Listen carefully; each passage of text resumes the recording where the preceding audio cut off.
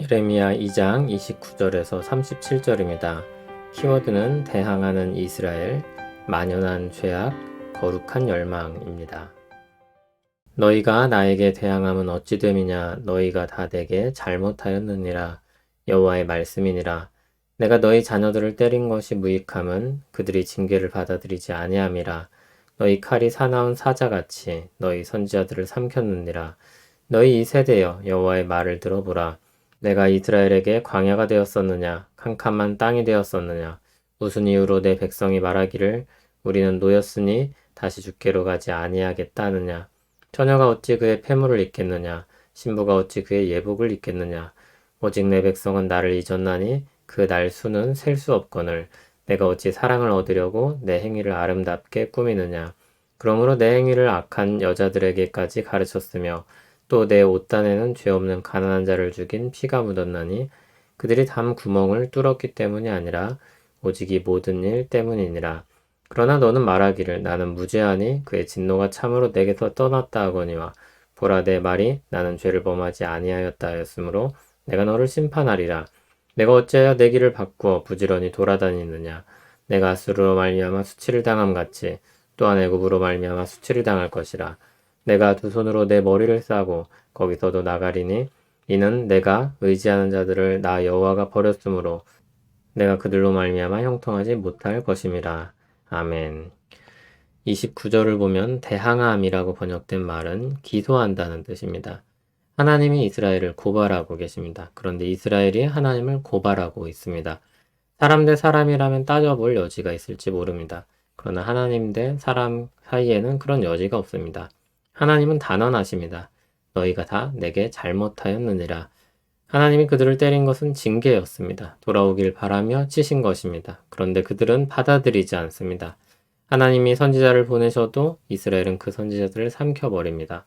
31절을 보면 하나님께서 이스라엘에게 광야가 되었냐고 캄캄한 땅이 되었냐고 말씀하십니다.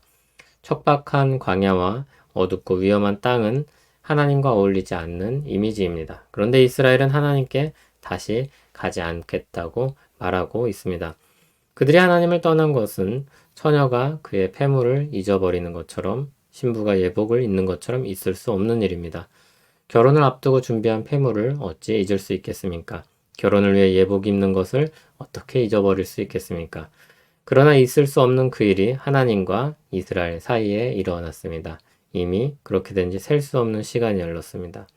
한편 33절을 보면 그런 현실 가운데 이스라엘은 무엇을 하고 있습니까? 다른 사랑을 얻기 위해 자신을 꾸밉니다. 결혼을 잊고 다른 사랑을 찾아다니며 그것을 악한 여자들에게까지 가르칩니다. 여기 악한 여자들은 매춘부를 뜻합니다. 그와 같은 일에 더 능숙한 사람들입니다. 그런데 그들을 가르치고 있는 이상한 구도가 되는 것입니다. 34절, 35절에는 이스라엘의 사회적인 악행이 나타납니다. 옷단에 죄 없는 가난한 자를 죽인 피가 묻어 있습니다. 그들은 우상 숭배를 할 뿐 아니라 사회적으로도 악행을 일삼았습니다. 그들이 뭐라고 변명합니까? 가난한 자들이 담에 구멍을 뚫었다는 것입니다. 도둑질하려고 구멍을 뚫고 엿보았다는 것입니다.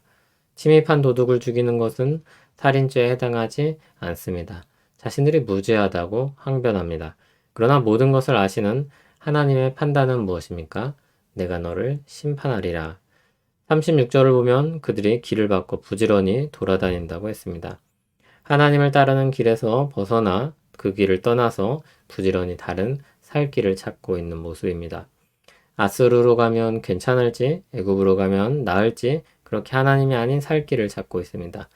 그러나 그것은 전혀 살 길이 아니었습니다.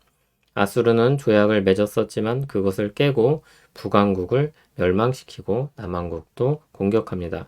바벨론에 맞서 애굽에 도움을 받고자 했지만 그들은 전혀 도움이 되지 못합니다. 37절을 보면 두 손으로 머리를 싸고 나간다고 했는데 포로가 끌려가는 모습을 나타내는 말입니다. 그들이 의지하던 나라는 하나님이 이미 버리셨고 그러므로 그들을 통해 얻을 것은 없습니다. 어떻게 이렇게까지 뒤틀릴 수 있는가 생각이 듭니다. 하나님의 고발을 거부할 뿐만이 아니라 오히려 하나님을 고발합니다. 자신의 삶을 합리화하고 자신의 잘못을 무마하려고 합니다. 악행들을 덮어버리려 하고 더욱 악을 향해 치닫습니다.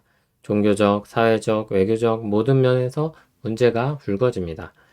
가인이 아벨을 죽였을 때 처음엔 자신의 잘못을 부정했고 감출 수 없게 되자 오히려 하나님께 책임을 씌우려고 했었습니다. 타락한 본성은 철저하게 자신을 지키려고 하고 자신을 지키기 위해 모든 것을 사용합니다. 그러나 하나님을 떠난 모든 시도는 항상 실패할 뿐입니다. 모든 아이디어들이 부패한 본성에서 나오기 때문입니다. 오히려 더 많은 문제를 양산합니다. 종교적인 문제는 종교적인 것으로 끝나지 않습니다. 하나님과의 관계는 모든 것으로 영향을 미칩니다. 사회적인 문제를 야기시키고 더 큰 사회의 문제, 즉 외교적인 관계까지 문제가 더욱 커지게 됩니다. 아가서 2장 15절을 보면 포도원을 허무는 작은 여우를 잡으라고 했습니다. 그 땅에 당시 여우가 많았습니다. 새끼 여우는 땅에 구멍을 뚫고 포도원을 망가뜨렸습니다. 작아 보여서 큰 문제를 일으키지 않을 것처럼 보이는데 포도원을 파괴하고 맙니다. 작은 병균이 사람을 죽이는 것과 같습니다. 적은 누룩이 온 덩이에 퍼지는 것과 같습니다.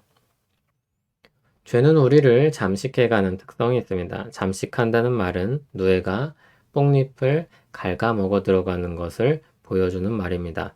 조금씩 조금씩 차지해가는 것입니다. 어느새 누에가 잎 하나를 다 먹어치웁니다. 처음엔 별것 아닌 것 같아 보이는 일들이 우리 삶을 변질시키고 뒤덮습니다. 깨어지고 뒤틀린 하나님과의 관계는 우리 모든 삶에 그렇게 영향을 미치기 시작합니다. 작은 죄로 여겨지는 것들도 성령님이 깨닫게 하실 때 돌이키길 바랍니다. 하나님께서 주시는 거룩한 열망이 우리 삶을 잠식하기를 소원합니다. 하나님께서 우리를 사랑하시는 만큼 우리도 하나님을 사랑하기를 열망합니다. 하나님의 은혜로 우리를 새롭게 하심을 믿고 의지하며 오늘도 주님께 나아갑니다.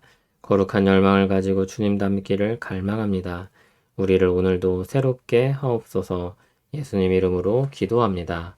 아멘.